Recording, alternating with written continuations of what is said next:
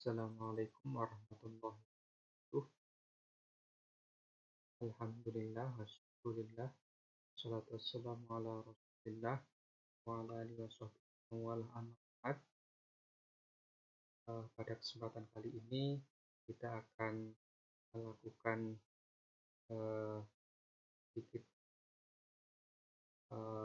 perkuliahan tentang ilmu ma'anil hadis, yang pada kesempatan kali ini tema kita adalah tentang kontekstualisasi dalam hadis.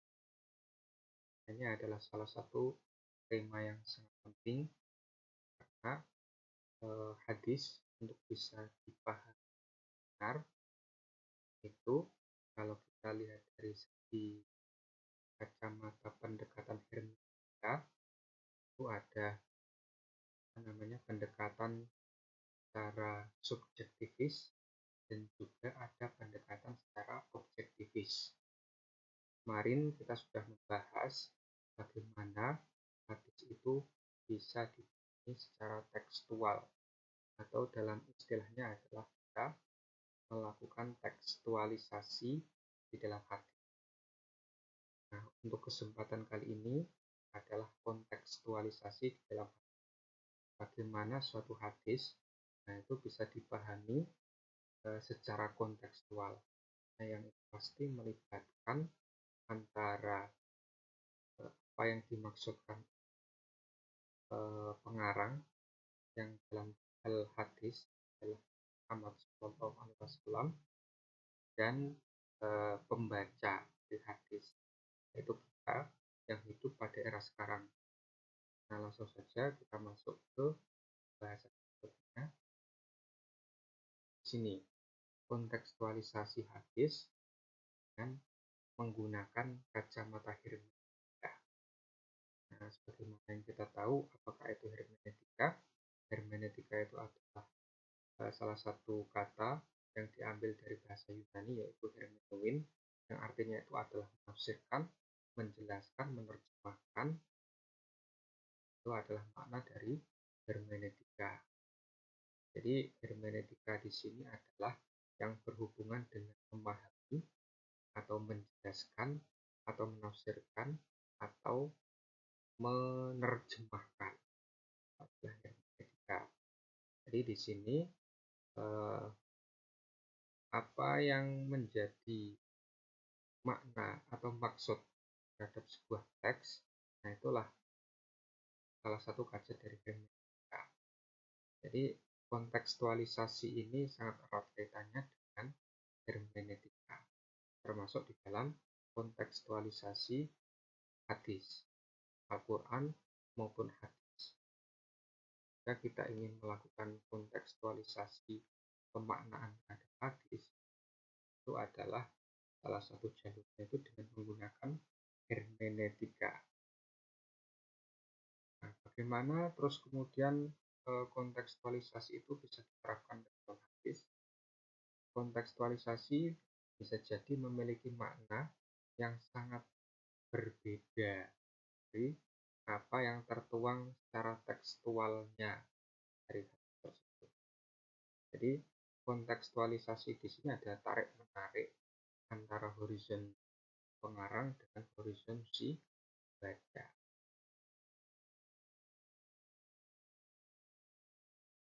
Nah, di sini hermeneutika ya. Hermeneutika secara terminologis, yaitu bisa diartikan sebagai penafsiran terhadap pernyataan lain, terutama yang menyimpang dari ranah sejarah. Bahkan para ilmuwan klasik dan modern sepakat adalah proses transformasi sesuatu dari pengetahuan menjadi pemahaman, memperjelas bahasa yang samar-samar bahasa yang lebih jelas. Konteks, ini kita memasuki makna yang konteks. Nah, konteks itu apa? Konteks itu adalah bagian kalimat atau gambaran suatu keadaan relevan dengan suatu peristiwa. Dengan kata lain, keadaan saat ini atau teks baru berkaitan dengan keadaan sebelumnya yang dijelaskan dalam teks tersebut. Ini konteks ini perbedaan dengan tekstual ya. Kalau konteks atau kontekstual, nah itu adalah suatu kalimat atau suatu kata atau suatu ungkapan yang itu tidak dipahami lagi hanya dengan menggunakan perspektif pengarang, tapi di situ ada upaya tarik-menarik ke dalam horizon atau ke dalam konteks atau ke dalam pemahaman dari si pembaca. Terus kemudian 3 makna kontekstual. Apa itu makna kontekstual? Nah, kontekstual ini sama dengan situasional atau kondisional. Nah, jadi karena kontekstual ini diartikan sebagai upaya menafsirkan sebagai respons permasalahan ini yang umumnya bersifat mendesak. Jadi kontekstual itu adalah upaya untuk memahami teks tersebut dan agar maknanya itu bisa sesuai dengan keadaan atau kondisi atau situasi hidup si pembacanya. Nah, terus kemudian makna kontekstual diidentikan dengan hubungan antara masa lalu, masa kini, dan masa depan. Sesuatu dianggap pertama-tama meramalkan atau antisipasi makna historisnya, makna fungsional masa kini, dan makna masa depan. Nah, inilah yang dimaksud dengan tarik-menarik antara makna pengarang yang di sini dipahami di masa lalu. Nah, terus kemudian makna dari si pembaca, nah yang dalam hal ini terlihat dalam masa kini, nah, dan juga apa yang mungkin bisa diambil dari teks tersebut untuk bisa mempersiapkan masa yang akan datang. Itu adalah upaya kontekstualisasi. Nah, terus kemudian makna kontekstual berarti membangun hubungan antara makna sentral dan makna periferal. Makna sentral di sini adalah makna teks itu sendiri, sebagaimana yang diinginkan oleh si pengarangnya. Ya, kalau Al-Quran berarti Allah Subhanahu Wa Taala, kalau hadis berarti Nabi Muhammad Shallallahu Alaihi Wasallam. Dan makna periferal. Makna periferal itu adalah makna yang bisa ditangkap oleh pembaca atau penafsir. Atau di sini adalah makna terapan, makna yang bisa membawa maslahat, makna yang bisa membawa kontribusi pembacanya. Nah, terus kemudian pemahaman kontekstualisasi hadis. Nah, pemahamannya itu bagaimana? Nah, yang pertama kita perlu tahu dulu niat dan petunjuk Al-Quran ya, atau itu Al-Hadis yang merupakan ajaran utama Islam dan bahwa mutlak. Nah, di sini ketika kita ingin memahami sesuatu ya, untuk memahami segala hal dan itu juga termasuk ajaran hadis, kita tidak bisa lantas terus dan melupakan Al-Quran. Nah, semua upaya-upaya untuk memahami hadis termasuk juga melakukan kontekstualisasi hadis supaya tidak kebablasan, nah, supaya tetap memiliki batasan-batasan dan koridor tertentu, itu tetap harus di diimbangi atau mendapatkan pertimbangan atau harus eh, tetap merujuk kepada Al-Quran supaya pemaknaan dari kontekstualisasi itu tidak melenceng atau tidak menyimpang. Terus kemudian yang kedua adalah keterhubungan satu hadis dengan lainnya, apalagi dengan hadis yang serupa. Nah, kontekstualisasi itu tidak bisa dilepaskan dari kita melihat hadis-hadis lain yang semakna atau bahkan yang serupa. Nah, ini juga salah satunya adalah untuk menghindari penyelewengan atau penyimpangan dalam kita melakukan kontekstualisasi terhadap pemaknaan hadis. Jadi makna pemahaman yang kita dapatkan, nah itu tetap tidak menyimpang atau tidak keluar dari koridor sebagaimana hadis itu dipahami. Nah, terus kemudian alasan khusus yang melatar belakangi pengucapan hadis atau hubungannya dengan latar tertentu atau alasan yang dinyatakan dalam atau berdasarkan hadis yang bersangkutan. Nah, ini ada sangat erat kaitannya dengan asbabul wurud. asbabul wurud dari suatu hadis, nah itu harus dipertimbangkan untuk kita melakukan kontekstualisasi hadis. Bahkan kita mungkin tidak bisa melakukan kontekstualisasi terhadap hadis kalau kita tidak mempertimbangkan dari asbabul wurud dari hadis. Terus kemudian membedakan antara sarana variabel dan tujuan serta sasaran yang tepat. Nah, di sini kita harus mempertimbangkan juga apakah hadis tersebut itu adalah hadis yang hanya digunakan sebagai wasilah atau perantara atau merupakan itu sebagai tujuan. Apakah hadis itu adalah hadis yang hakiki, yang maknanya sebagaimana yang tertera di dalam tersebut, atau itu adalah makna yang majazi. Kita perlu menggali lebih dalam kalau itu adalah hadis yang bermakna majazi, atau hadis tersebut itu adalah hadis yang berupa perantara, ya. Hadis yang berupa perantara yang teknis, sehingga kita untuk bisa memahaminya perlu untuk menemukan ide moral atau menemukan pesan inti tujuan yang dimiliki oleh hadis.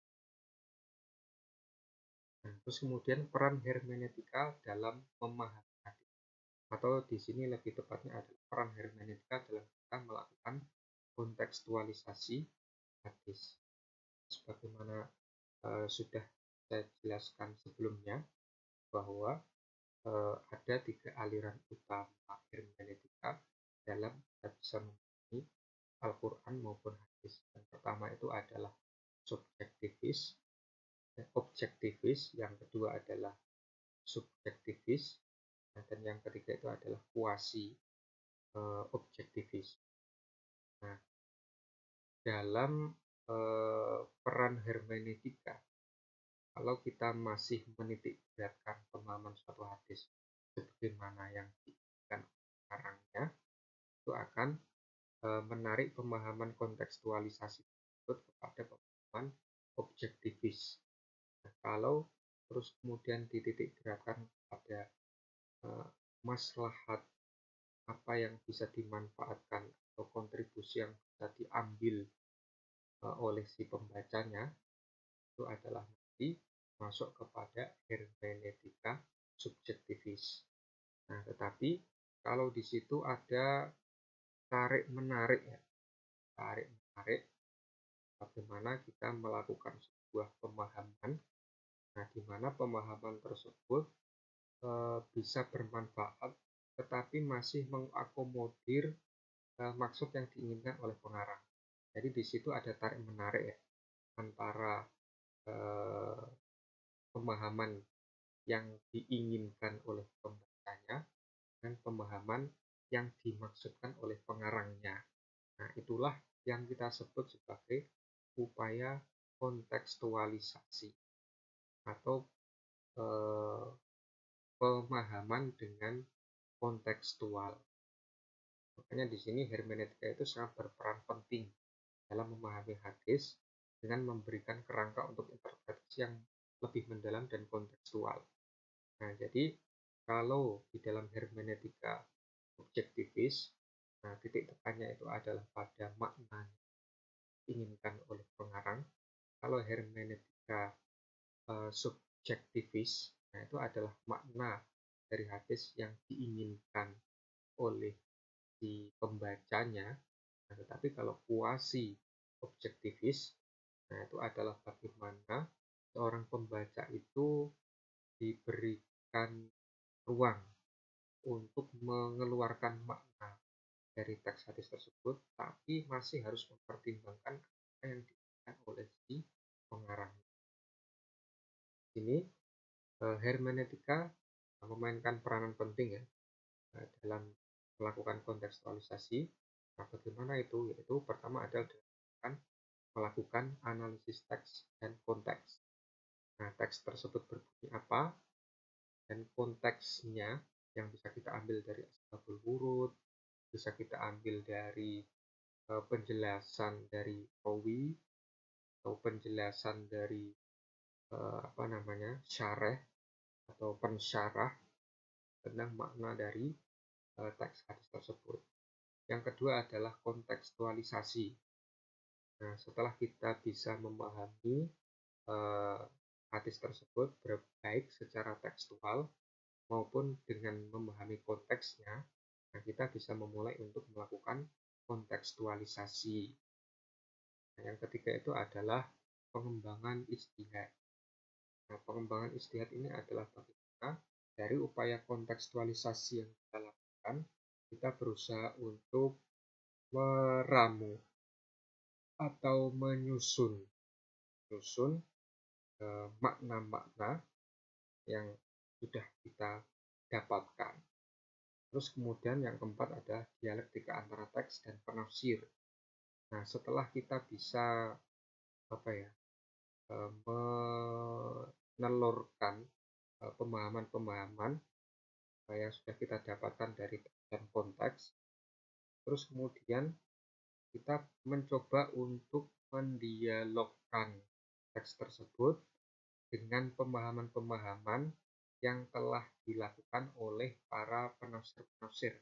Kalau dalam konteks hadis ya berarti pensyarah-pensyarah hadis. Bagaimana para pensyarah hadis dengan seperti Ibnu Hajar al-Asqalani atau Ibnu Badruddin al-Aini atau Imam al-Qustolani dan sebagainya dalam memahami teks hadis tersebut.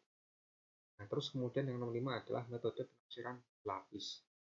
Nah, setelah kita mempertimbangkan semuanya, nah terus kemudian bagaimana nanti metode yang akan kita lakukan dalam mengeluarkan makna yang baru, nah yang terus kemudian itu bermanfaat atau memiliki maslahat atau berkontribusi bagi kehidupan kita. Itu adalah beberapa tahapan ketika kita melakukan kontekstualisasi hadis. Nah, terus kemudian kontekstualisasi hadis, nah, sebagaimana yang sudah dipaparkan di atas, bahwa pendekatan hermeneutik itu memungkinkan adanya untuk melakukan kontekstualisasi hadis, yaitu menghubungkan makna hadis yang dimiliki oleh pengarang dengan realitas kontemporer yang ada di mana si pembaca.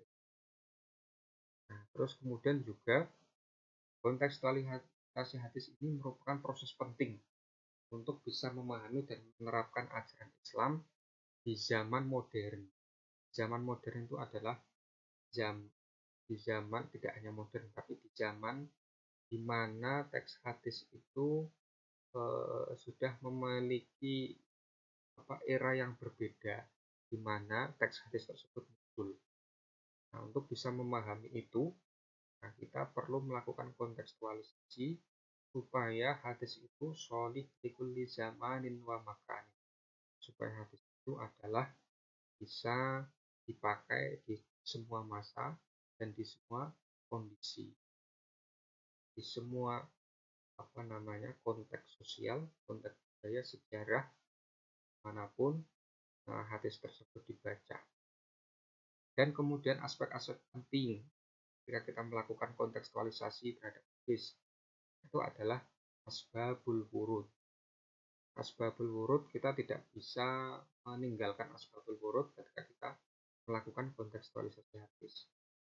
Nah, relevansinya dan kehidupan modern, nah, terus kemudian metodenya dalam hal ini adalah metodika, nah, terus kemudian dinamika budaya dan keterkaitan dengan hukum Islam. Itu kiranya yang bisa saya sampaikan pada kesempatan kali ini. Nah, semoga apa yang saya sampaikan bisa berguna, bermanfaat, bisa menambah pengetahuan bagi kita semua. Cukup sekian, kalau ada salah maaf yang sebesar-besarnya. Allah alam bisawab. Allahumma fiqh al-aqwamit thoriq. Assalamualaikum warahmatullahi wabarakatuh.